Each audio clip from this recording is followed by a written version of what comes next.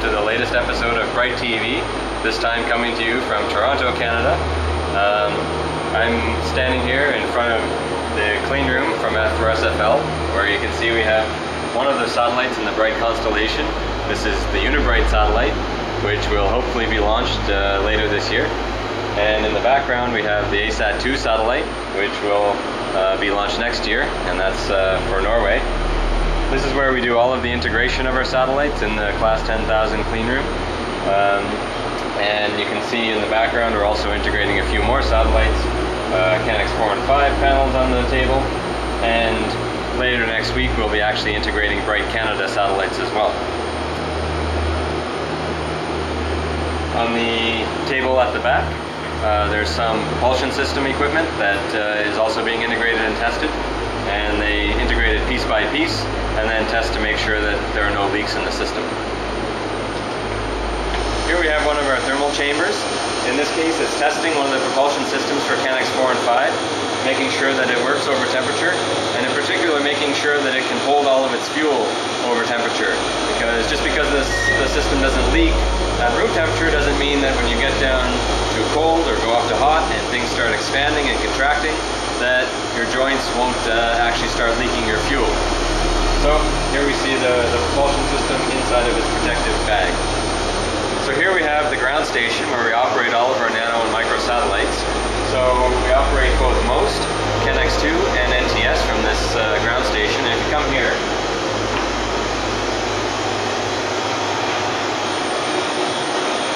this is the main operations center for MOST. And we have 3 ground stations that are used to operate MOST, one in Toronto, one in Austria, and one in Vancouver. And so you can see the software here is tracking where the satellite is, and you can see the satellite is just heading over the Pacific Ocean. Kanix 2 is heading over North America, and NTS, or Kanix 6, is just coming up and will be rising over Europe in the next 30 minutes or 40 minutes. This is all of the software that we use to interface with the satellite. This software checks the health of the satellite, this software downloads data, and this satellite, or this program is keeping track of all the various communication with the satellite. On this side of the room we have much the same thing, but set up for operating the nano satellites.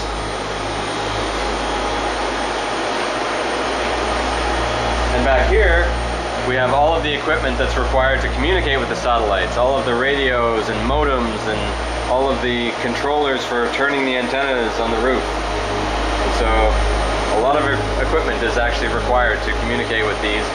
But once you have the equipment, the whole operations process is actually fairly automated. There aren't people actually standing around and working with the satellites in orbit very often.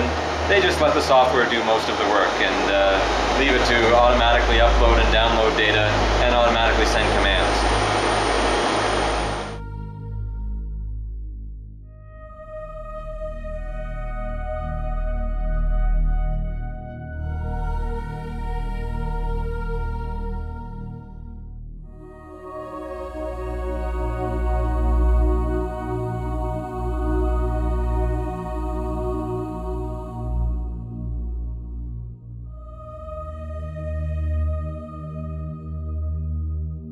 One of our vacuum chambers here at the lab.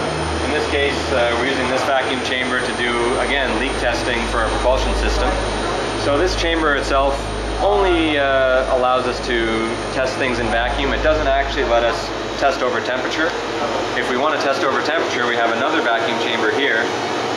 And when we put items into this vacuum chamber, we can then load the entire vacuum chamber into our thermal chamber, and in that way we can test things in vacuum at hot and cold temperatures. This is where we do a lot of the integration of our electronic components. So all of our electronics are hand soldered by our expert technicians. And so you can see here, Samir is actually removing the gold from one of the connectors by hot solder dipping. And this is to make sure that the solder, when we solder the connector, is well joined to the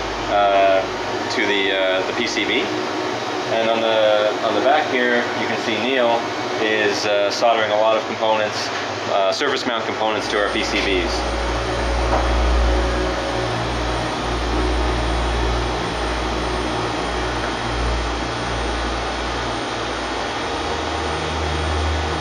and most of the soldering is done by hot air. Okay, this part of the lab is where we do most of our RFs, or our radio testing. You see a lot of spectrum analyzers and oscilloscopes and equipment that we need to test radios, and here's a simple example of a radio that's already been integrated into an enclosure for testing. This is an S-band transmitter, the same type of S-band transmitter that would appear in BRITE. And over here we have what's called an RF quiet box. So inside of here we can test our radios without interference from all of the noise sources in the lab that are emitting all kinds of radio frequencies that will interfere with the test. And so we put the radios in there, and it's a lot quieter, and we get away from all the cell phones and all the other radio transmissions that are being sent out by electronic devices in the lab.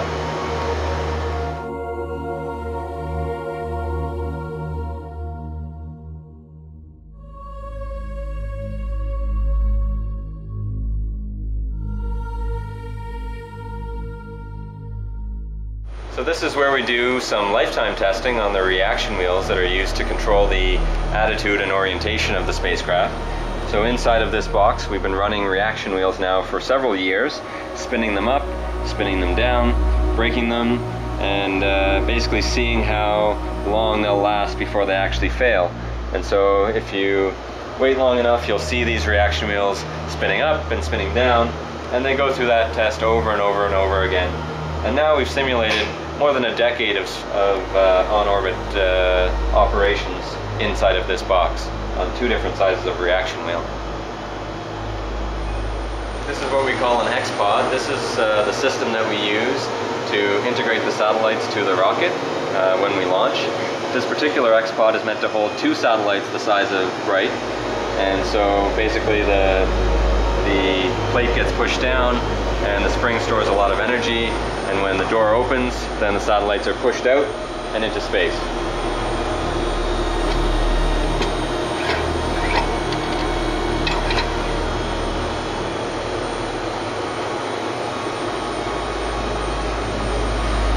This is where some of the students have been integrating CANX 4 and 5 satellite. CANX 4 and 5 will do formation flying. So the satellite bus is a lot like BRITE, but it has a lot of different components. So for example, here you can see the GPS antenna that'll be used to receive GPS signals and help the satellite figure out where it is in space. These are rate sensors that'll figure out how fast the satellite is rotating in all three axes. And this is one of the radio systems that the satellites will use to communicate with each other, to exchange their position and attitude information when they're in space and trying to maintain formation with each other. And this satellite right now is in the process of what's called dirty integration. So they're integrating the satellite for the first time before they actually try to do it in the clean room. So here we have some power equipment testing that's going on for the NEMO satellite. NEMO is one of our larger nanosatellites. It's a little more than twice the size of BRITE, and so as you can see, it has even bigger power requirements, and therefore has more batteries. And missing from this picture is all of the rest of the power equipment that is under testing, unfortunately.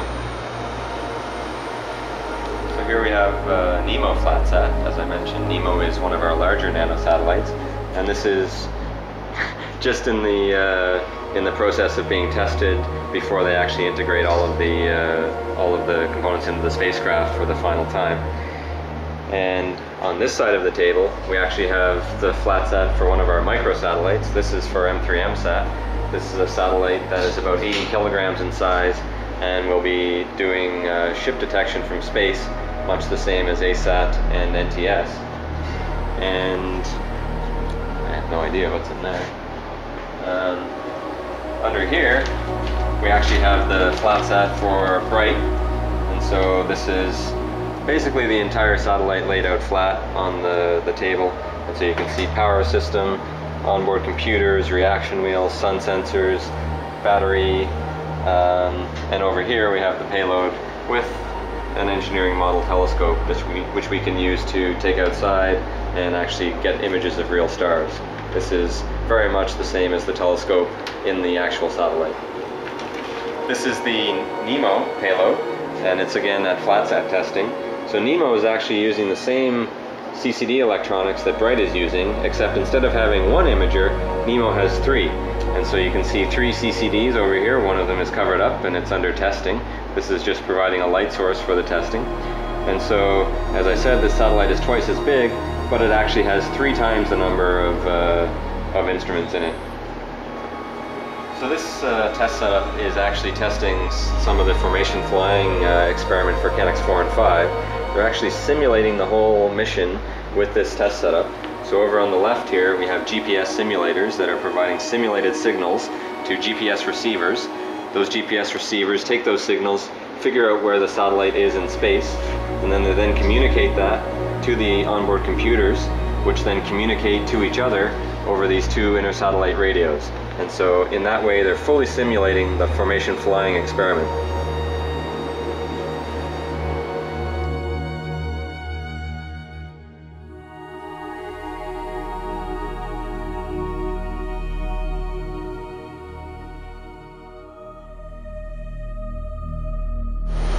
This is our bell jar system, and this lets us simulate vacuum as well. But unlike our thermal vacuum chamber, this is only a very low and coarse vacuum. So if we want to test that something more or less doesn't explode when we expose it to vacuum, then we put it in here. And this system that you see set up here is actually, they've been doing some thrust level testing with the propulsion system. So they put the propulsion system inside on the mass balance, remove all the air, and that way they can test the performance of the nozzles in vacuum. So this is an example of a mobile ground station that we use, and we have one of these for each satellite. In this case, this is the mobile ground station for ASAT-2. So this is useful because we can take it to test sites. So if we want to take the satellite to vibration testing or thermal vacuum testing, then we just package this up and ship it to the site. We also take this with us to the launch site when we go to launch the satellite, so we can fully test all of the radios and provide power to the system. So you can see here an example of the S-band antenna, and so this antenna is used to communicate with the satellite. This is the UHF receiver, and down here are power supplies and S-band modem.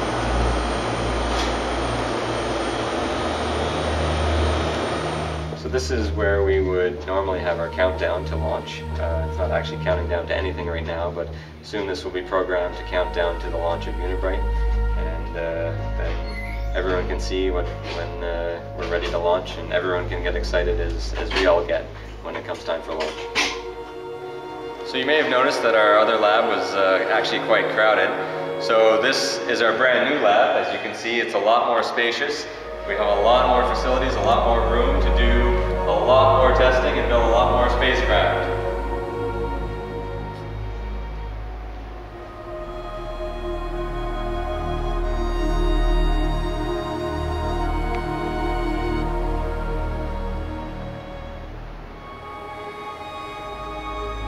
So our other vacuum chambers were significantly smaller than this one. This is our new 8-foot diameter vacuum chamber.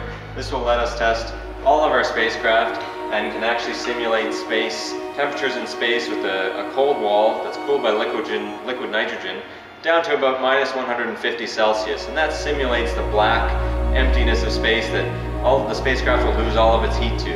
And then we put lamps inside of the satellite to simulate the sun, or inside of the chamber to simulate the sun. And that way we can heat and cool the entire spacecraft and test it as it would be in space inside of this one chamber. So this will be our brand new clean room. It has several times the space of our old clean room.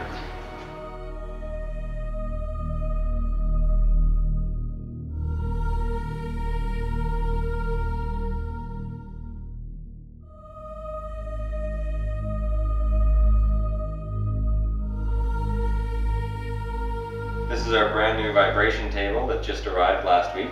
So with this table we'll be able to test the satellite and simulate the launch loads that it'll experience during the launch.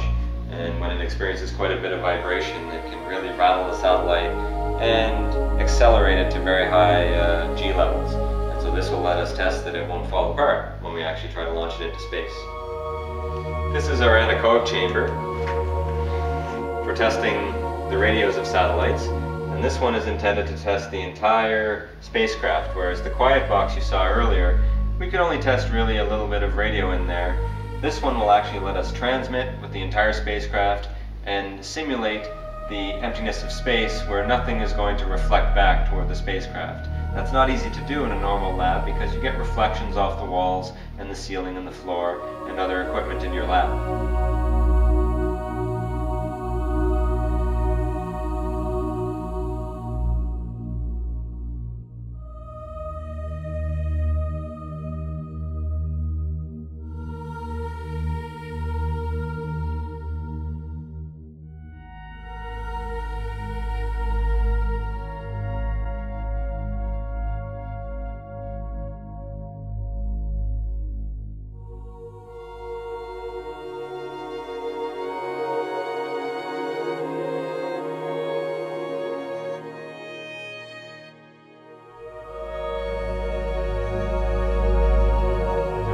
New thermal chambers.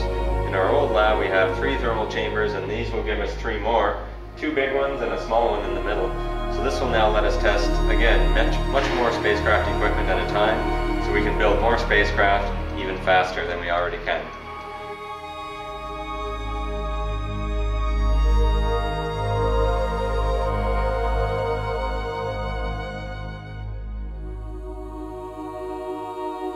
This is our brand new upright milling machine. It will allow us to machine a lot of the components that we build for the satellite. We don't do a lot of the full machining ourselves, but if we ever need to modify something very quickly, then we have the machine available and we can actually make the modification here and then get it right back into testing or into the spacecraft as soon as possible.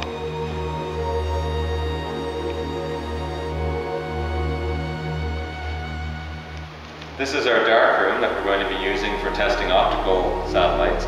So if we want to test the satellite in a fairly pure optical condition where we don't get a lot of reflections off the walls, and we want everything to be nice and like it is in space, where we just get the light into the telescope that we want, then we come into this room and we test it in here where the walls are painted black. We'll have a nice seal around the door so we can actually not get significant reflections from the light and not get any light pouring in from outside.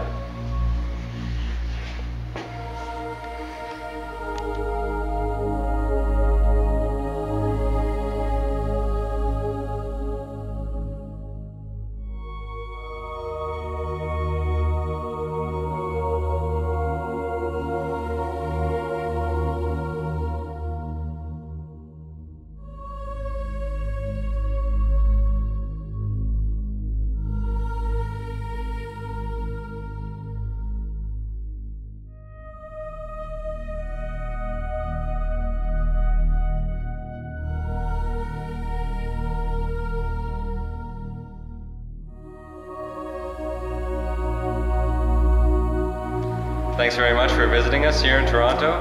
For more, check out www.brite-pl.pl.